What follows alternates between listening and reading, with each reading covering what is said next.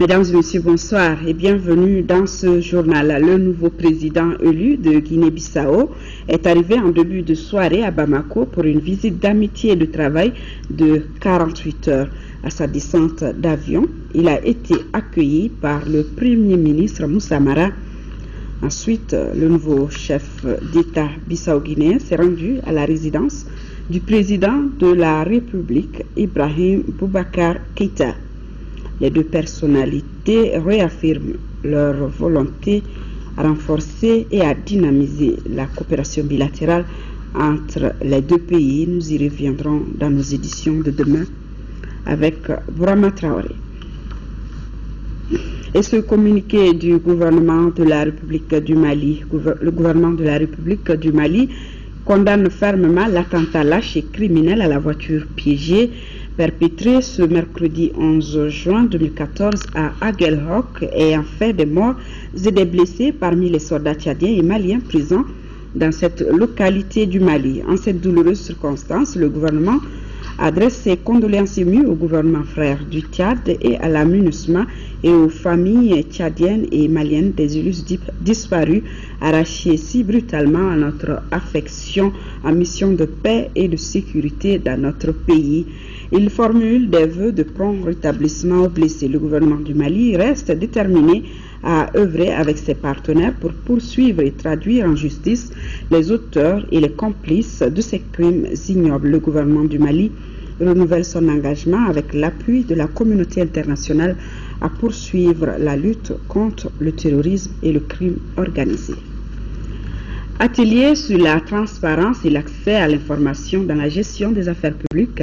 Les travaux ont démarré ce jour même avec comme objectif consolider les biens et institutions entre administration et usagers. La cérémonie d'ouverture était présidée par le Premier ministre Mahamadou Doumbia Koultrandu. Les enjeux de la transparence dans la gestion des affaires publiques, le recueil des commentaires, l'observation et les propositions des participants sur le projet de document élaboré à cet effet, tels sont les objectifs substantiels de cet atelier. Le document cadre de politique nationale de transparence soumis aux représentants des différents départements ministériels, du secteur privé, de la société civile et des partenaires techniques et financiers permettra de renforcer une citoyenneté plus engagée.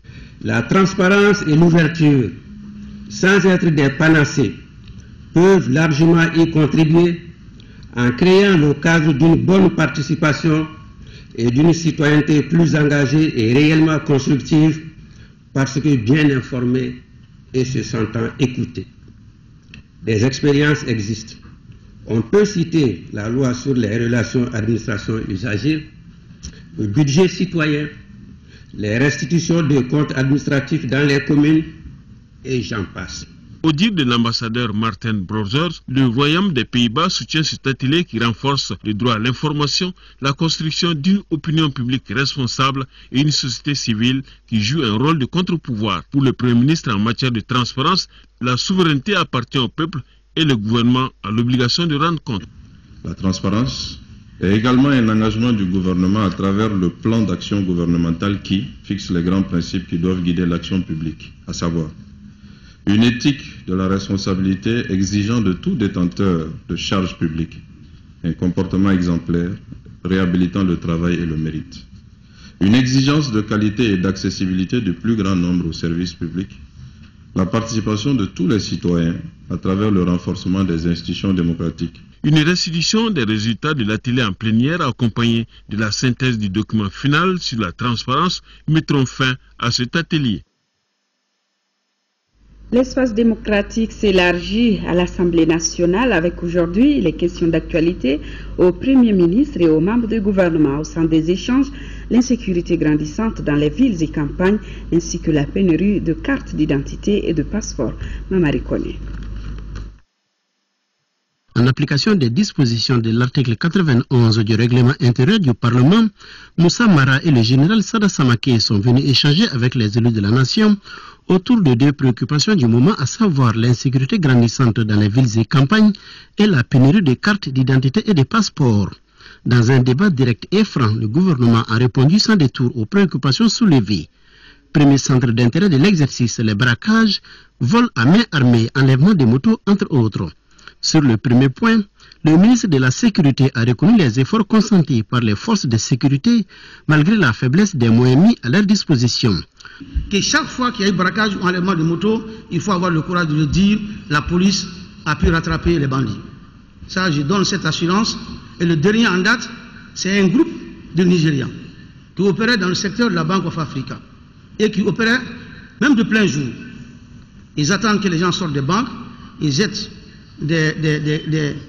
un truc de pointe pour crever les véhicules pendant que les gens s'affairent à changer les roues, ils viennent les braquer. Nous avons mis la main dessus. Toutefois, se procurer une carte d'identité est un véritable parcours de combattant, du moins, c'est le point de vue de plusieurs députés.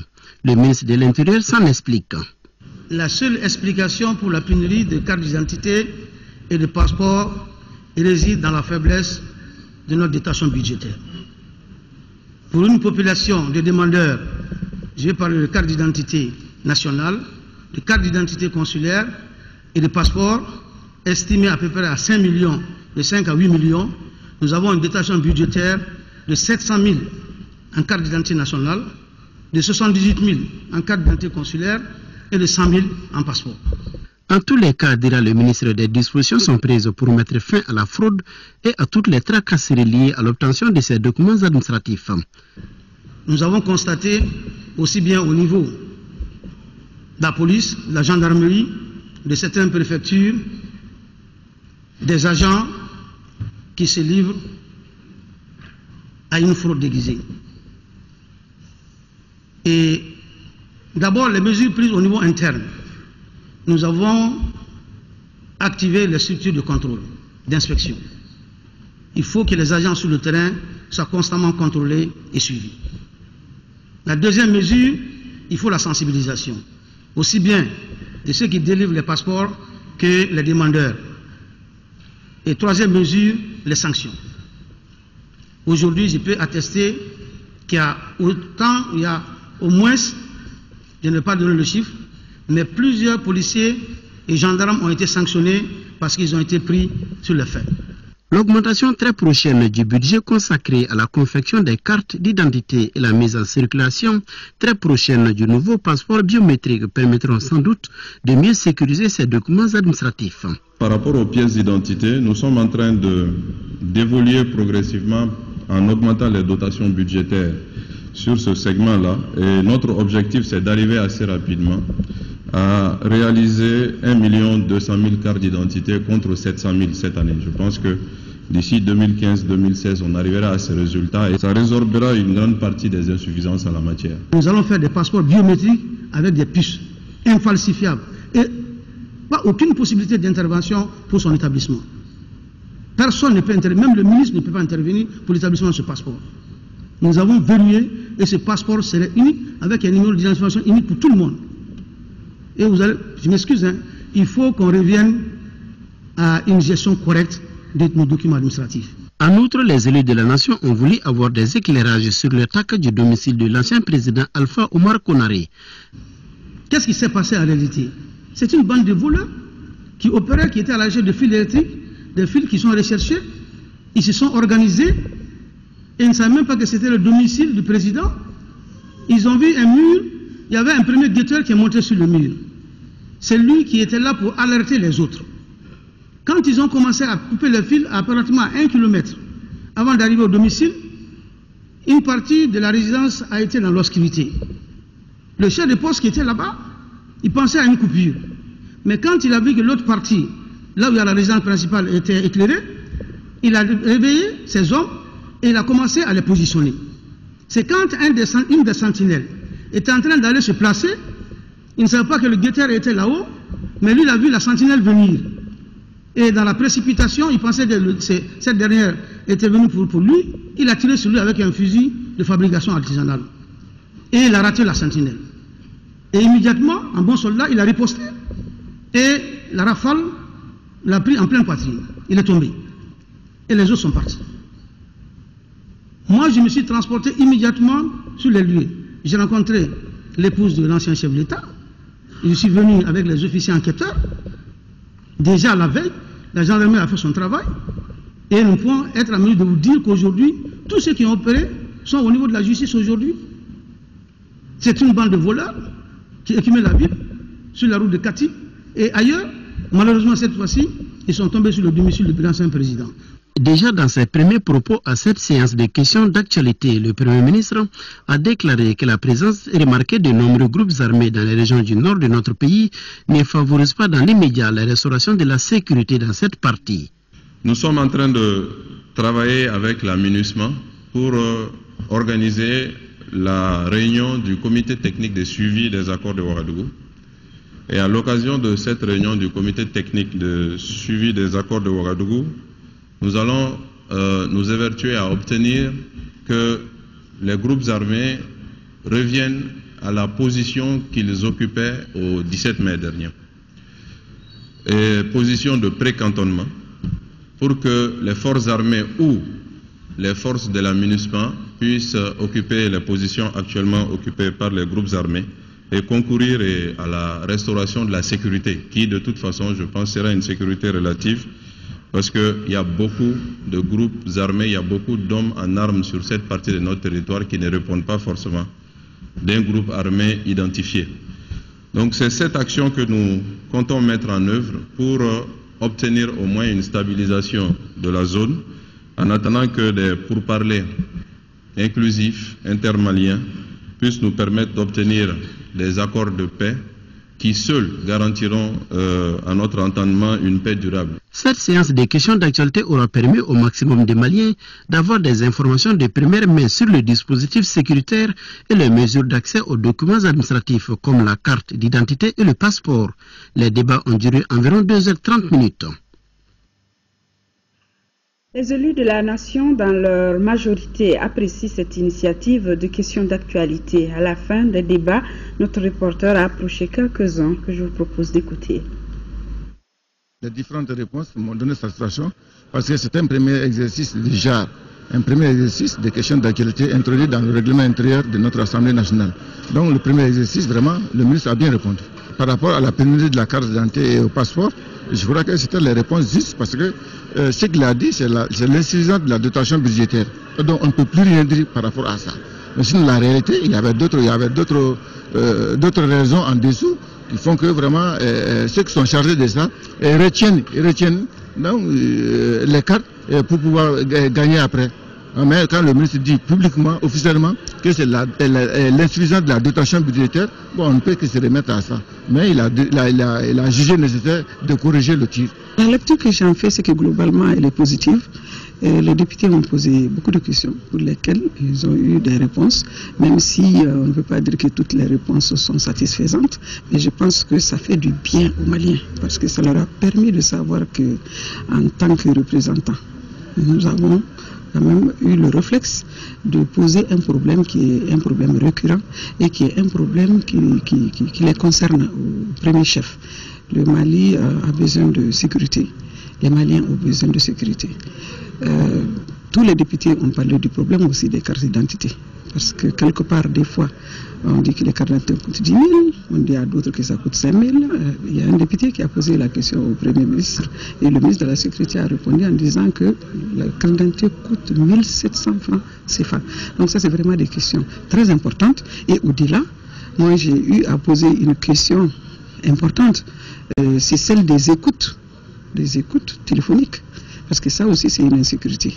Les Maliens sont écoutés, quelque part, parce que moi je sais qu'il y a beaucoup de Maliens qui ont parlé de ce problème, mais c'est surtout le Mali. Est-ce que notre pays est en sécurité par rapport à l'extérieur? Parce que pour un pays en guerre, c'est très important de se rassurer que l'extérieur ne nous écoute pas. Déjà, c'est une excellente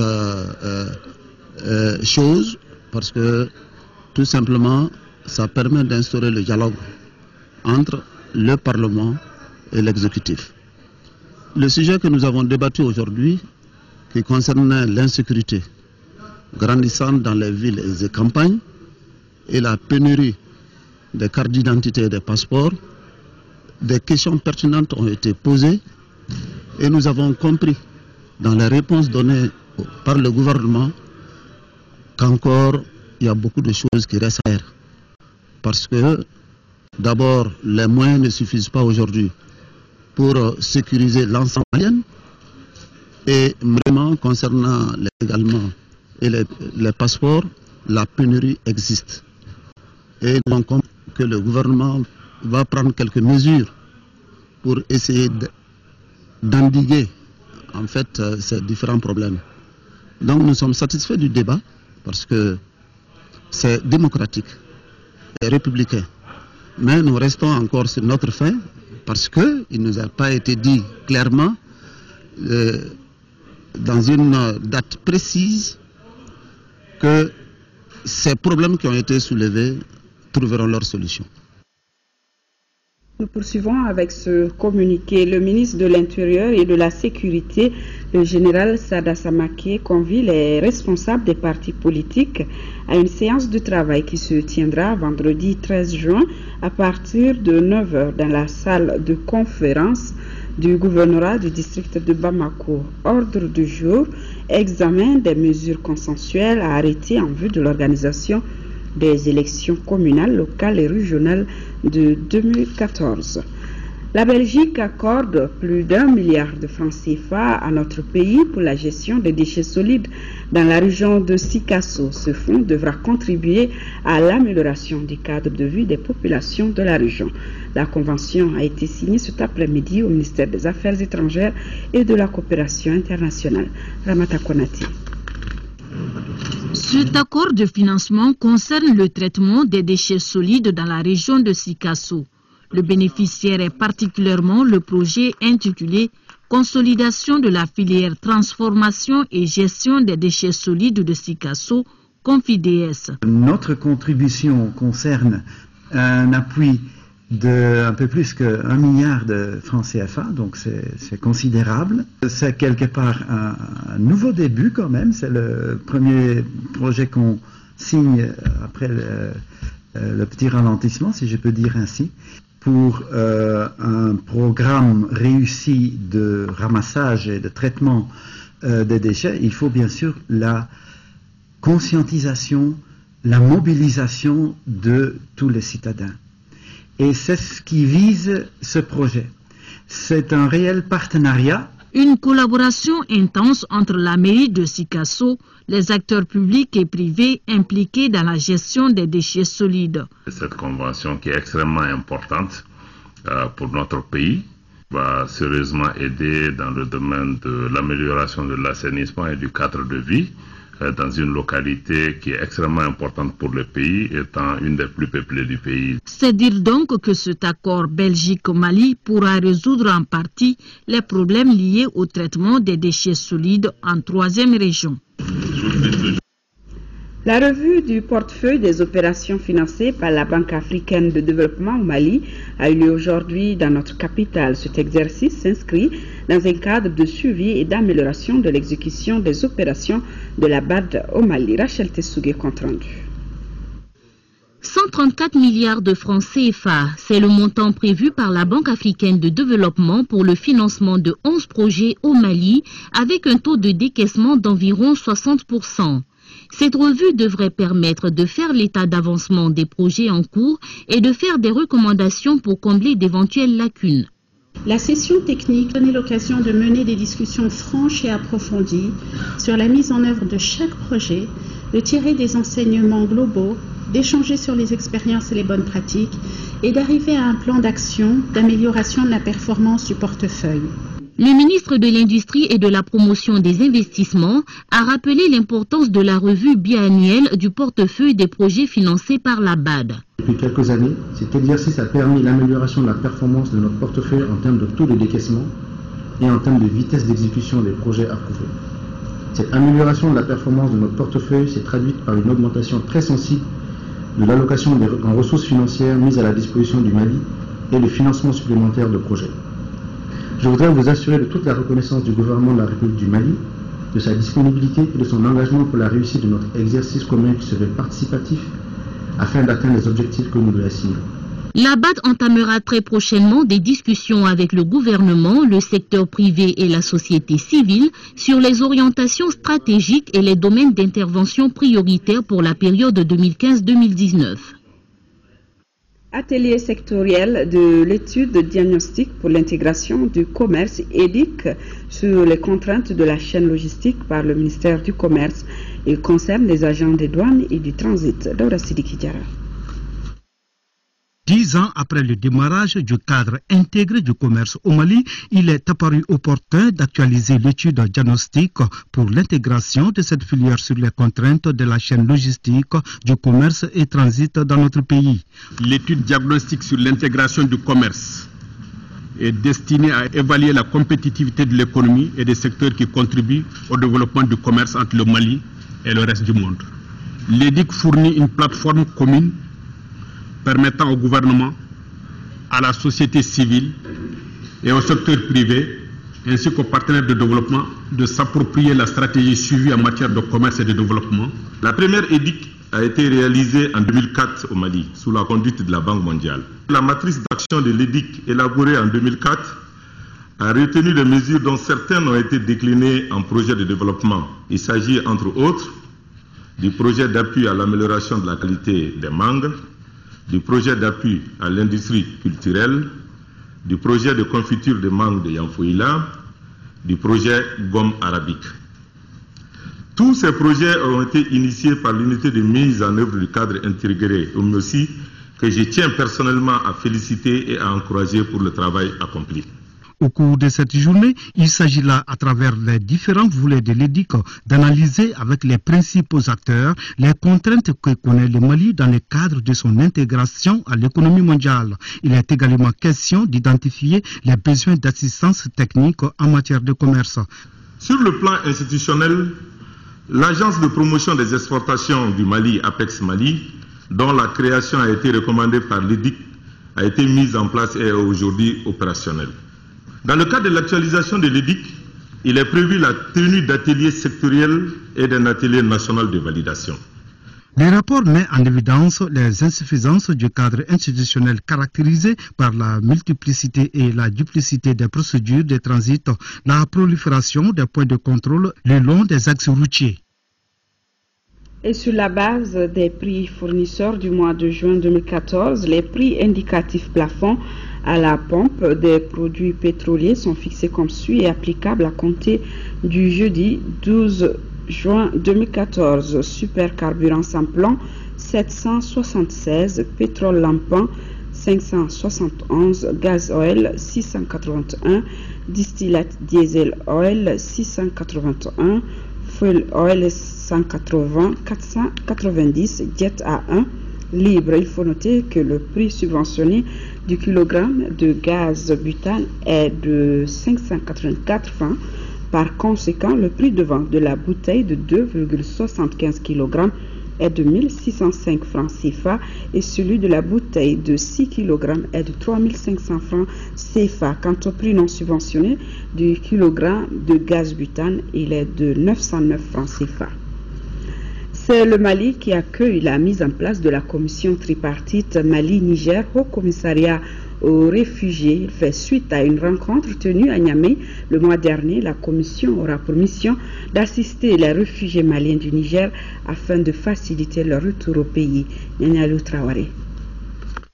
Maliens et Nigériens se rencontrent un mois après la signature de l'accord tripartite entre les deux gouvernements et le Haut Commissariat pour les réfugiés HCR, accord qui stipule le rapatriement volontaire des réfugiés maliens du Niger. Un de ses effets immédiats est la création d'une commission tripartite pour définir les modalités pratiques de mise en œuvre du programme de rapatriement volontaire. C'est ce qui explique la tenue de la présente rencontre.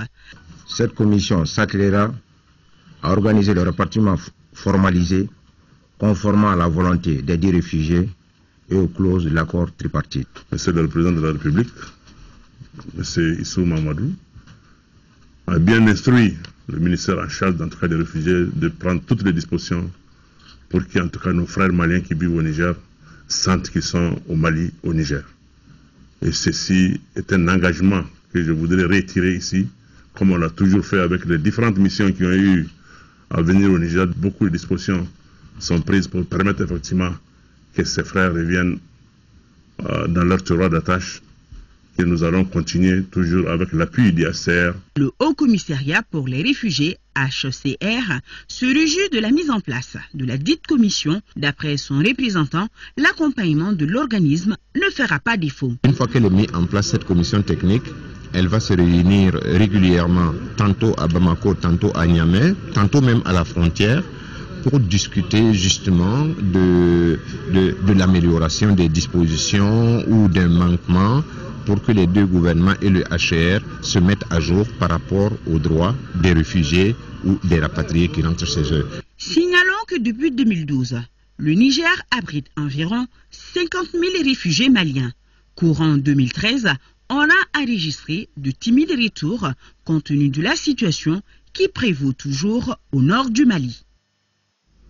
Le ministre de l'Artisanat et du Tourisme, Berté Aïssata Bangali, vient de participer à Niamey, au Niger, à la 7e réunion de la conférence des ministres du Comité de coordination pour le développement et la promotion de l'artisanat africain. À l'issue des travaux, les ministres africains chargés de l'artisanat ont produit un communiqué final avec de nombreuses résolutions relatives au financement de l'artisanat, de la protection sociale des artisans africains, l'arrimage du COPEDA à l'Union africaine comme institution spécialisée, la construction du nouveau siège basé au Burkina, le renforcement des capacités des artisans africains par la formation et l'organisation. La présidence en exercice 2014-2015 a été confiée au Niger et rendez-vous a été pris pour 2015 au Gabon. Au troisième jour de l'examen du baccalauréat, les épreuves ont démarré dans les différents centres du district de Bamako aux heures indiquées. Notre équipe de reportage a interrogé quelques chefs de centre que je vous propose d'écouter. Les propos sont recueillis par Nouhoum Sissoko et Batraoré. Aujourd'hui, les épreuves se sont déroulées normalement. Donc, arrivé à 6h30, 7h, nous avons enlevé le confidentiel. Arrivé au centre, les épreuves ont effectivement démarré à 8h pour finir à 11h aujourd'hui. L'après-midi également, c'est la même chose. Les épreuves de philosophie ont commencé à 15h. Bon, on est là-dessus, on n'a pas fini encore. Je peux dire que c'est aujourd'hui que le bac a véritablement commencé. Aujourd'hui, vraiment, on peut dire que ça se passe dans les conditions normales. Parce qu'on a pu commencer les épreuves aujourd'hui à 8h comme prévu. Et on est sorti à 11h et pour les épreuves de l'après-midi, on a commencé à 15h comme prévu. Et tout se passe normalement, on n'a pas constaté d'incident aujourd'hui. À part le démarrage tardif du premier jour, au centre du Elbad ici, nous n'avons pas enregistré de panique au niveau des enfants. Les choses se sont bien passées dans notre centre ici au Elbad. Dieu merci, il n'y a pas eu de problème. Nous, au niveau des candidats, nous, au niveau des surveillants. Nous n'avons pas connu de problèmes majeurs jusqu'au début seulement. Il y a eu quelques bobos, mais tout a bien marché comme vous l'avez constaté. D'ailleurs, les moyens matériels et moraux ont été mis à notre disposition pour que les examens puissent se dérouler. C'est vrai, les examens ne vont jamais sans problème, mais ici, on peut dire qu'il n'y a pas de problème majeur. Les candidats, quant à eux, disent n'avoir pas rencontré de problème après le retard de la première journée. Je vous propose d'écouter quelques-uns d'entre eux. Ils sont interrogés toujours par Batraoré et Nouhoum Sissoko. La journée, ça s'est bien passé. Ça s'est bien passé grâce à Dieu. Ce matin, on a commencé à 15h. Il n'y a pas de problème majeur, ça va. Bon, l'épreuve a été abordable. On s'est bien débrouillé là-dessus. Oui, ça se déroule normalement. À part le léger retard qu'il y a eu le premier jour, ça va. À part ça, ça va. Capacité sur le système national de passation des marchés publics, la session concerne les directeurs des finances et du matériel des ministères ainsi que les gestionnaires auprès des institutions de la République. Compte rendu, Nouhoum Sissoko. Cet espace d'échange vise à renforcer les capacités des acteurs de la chaîne de passation des marchés publics, surtout quand on sait que des dysfonctionnements existent dans les procédures d'attribution de ces marchés. Il s'agira plus spécifiquement au cours de vos échanges de rappeler brièvement les grandes innovations issues de la réforme des marchés publics dans l'espace UEMOA et transposer dans notre réglementation nationale des marchés publics. Faire comprendre davantage les raisons de la relecture des textes ci-dessus visés intervenus en avril 2014. Pour le président de l'autorité de régulation des marchés publics, la journée doit permettre de promouvoir les bonnes pratiques dans l'attribution des marchés publics. Je suis persuadé que tous les DAF et DFM seront capables de contribuer à la prise de décisions de nature à concourir au renforcement de la bonne gouvernance dans notre pays. Cette journée d'échange regroupe 35 acteurs venus des directions de finances et du matériel du département ministériel, ainsi que des services de gestion financière des institutions de la République. Traditionnelle rencontre annuelle des activités 2013 et des perspectives 2014 de la Bourse régionale des valeurs mobilières de l'UEMOA pour l'année en cours. Une innovation vient de voir le jour. Il s'agit de la journée des médias. Les détails, nous les aurons tout de suite avec Abdrahman Meiga. Le développement des technologies de l'information et de la communication impose aux entreprises publiques et privées une nouvelle conduite à tenir pour s'adapter aux réalités du moment. Cette rencontre dénommée Media Day est une initiative qui s'inscrit dans les nouvelles orientations 2014 de la Bourse régionale des valeurs mobilières. Elle a pour objectif de doter les journalistes de connaissances qui leur permettent de mieux diffuser l'information boursière au niveau des pays membres de l'Union économique et monétaire ouest-africaine. L'information qui est donnée au public doit non seulement être fiable, mais aussi de grande qualité.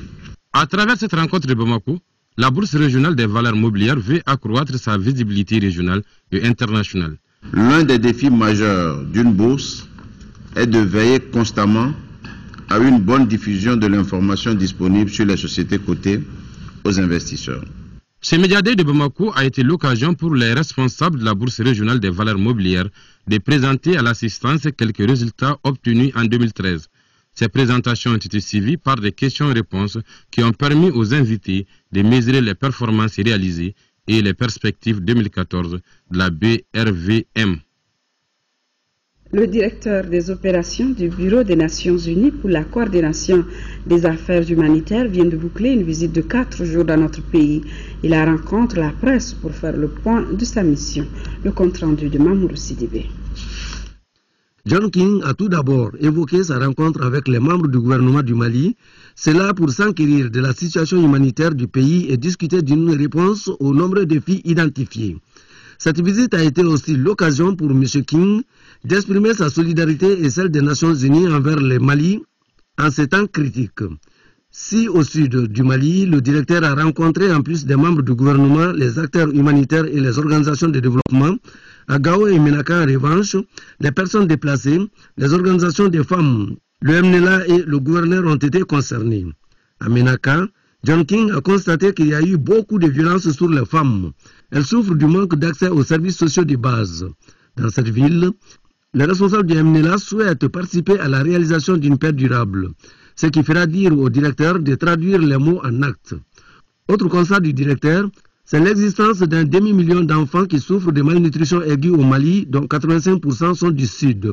En plus des enfants, le Mali enregistre 1 500 000 personnes qui ont besoin d'assistance humanitaire, ce qui explique un besoin réel sur l'ensemble du territoire, pendant que les moyens financiers sont limités. Sur 568 millions de dollars estimés pour les besoins du Mali, il n'y a que 124 millions, soit 22% des recouvrés, a conclu le directeur. En visite à Ségou, le commissaire à la sécurité alimentaire, Nango Dambélé, a échangé avec les professionnels du secteur sur les aspects permettant la performance des différents sur la performance. Donc, il a aussi visité les magasins de stockage à Meguéré, au Gobaradolo. Par la présente mission, le commissaire à la sécurité alimentaire vient à l'écoute de ses partenaires, les opérateurs céréaliers, à quelques semaines du mois de carême, mais aussi partager avec eux la teneur des textes, dispositifs et autres conditions d'accès au contrat d'achat des céréales. Ils sont engagés à nous accompagner.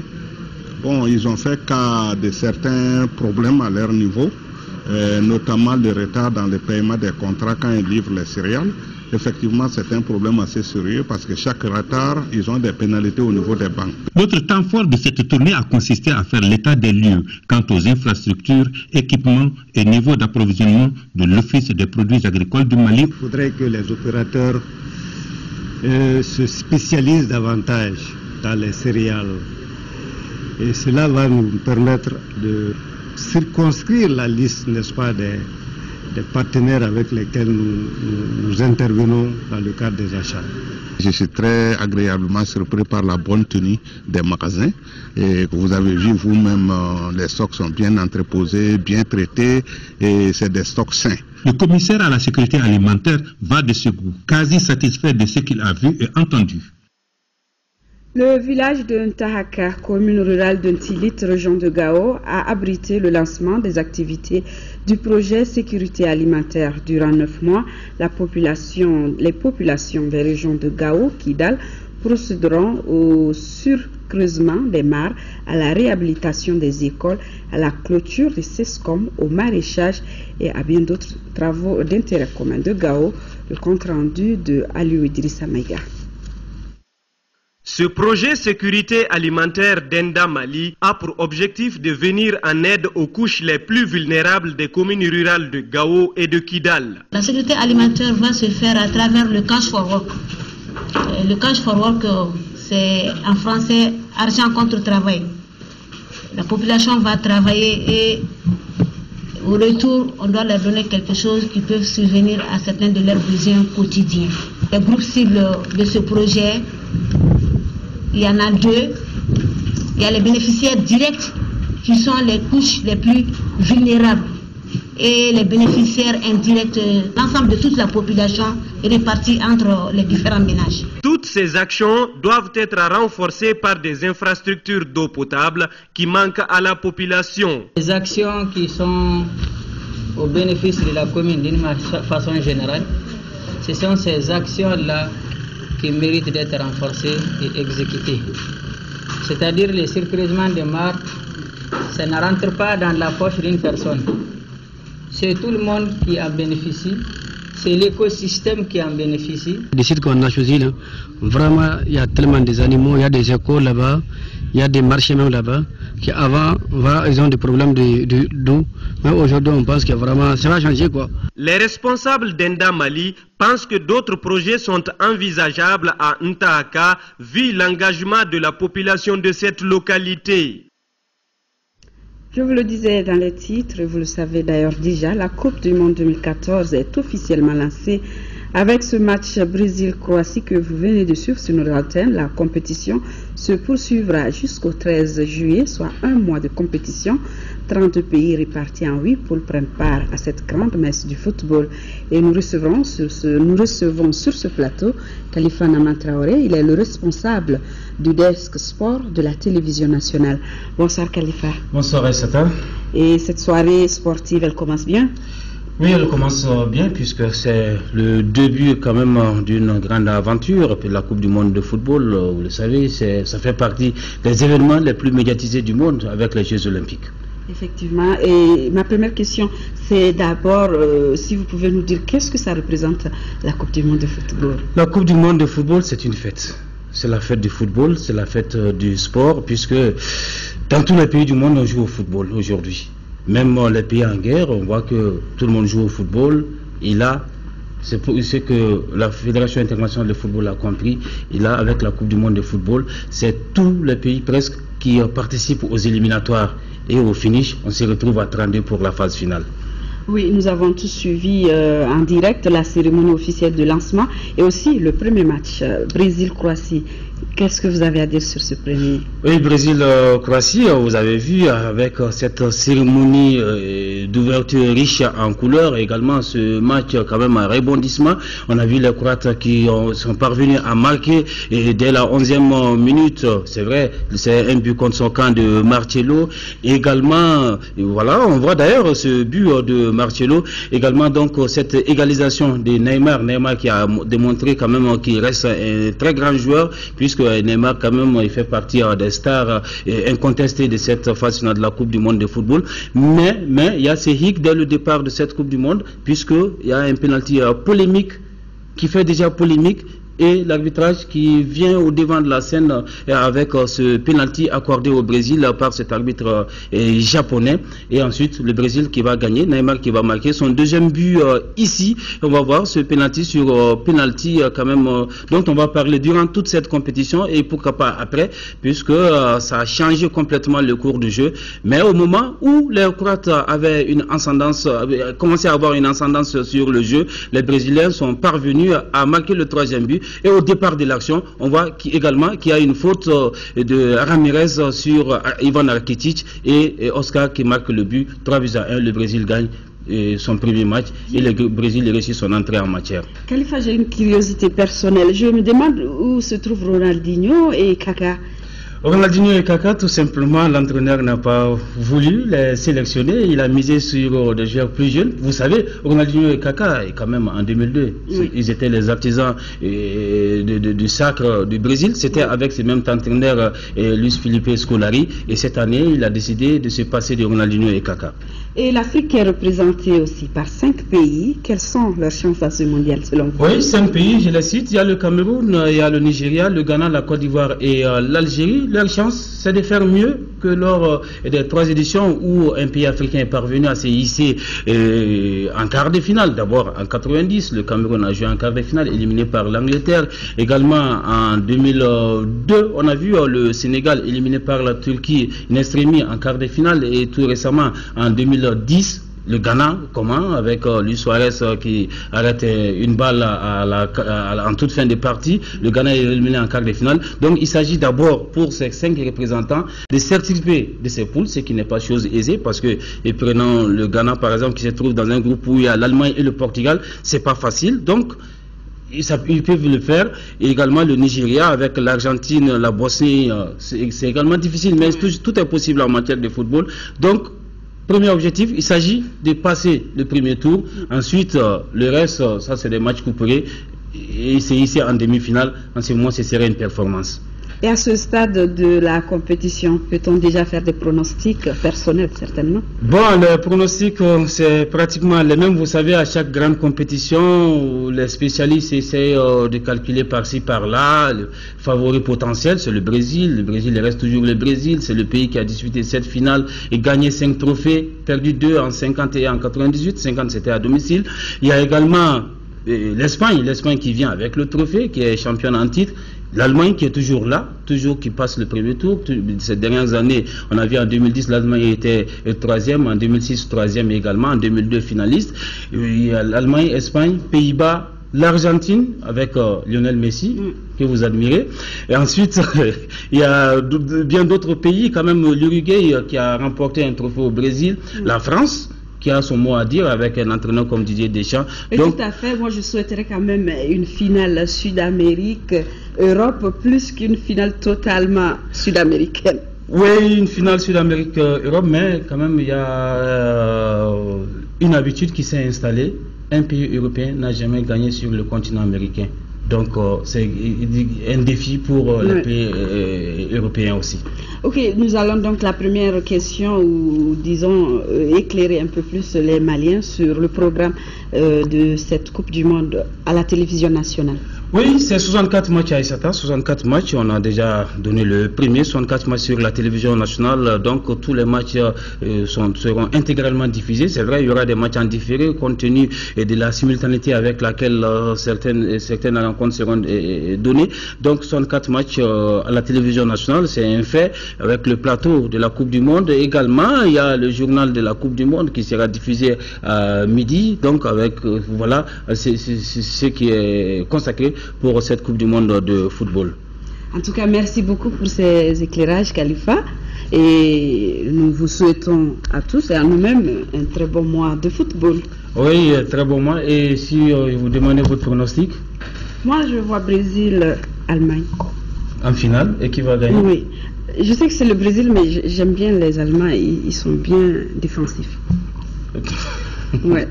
Voilà, chers téléspectateurs, c'est la fin de cette édition. Demain pour les infos, 10h-13h, Mohamed Touré pour le rendez-vous du soir. C'est à 21h15, une présentation de Amadou Sankari. Bonsoir à tous.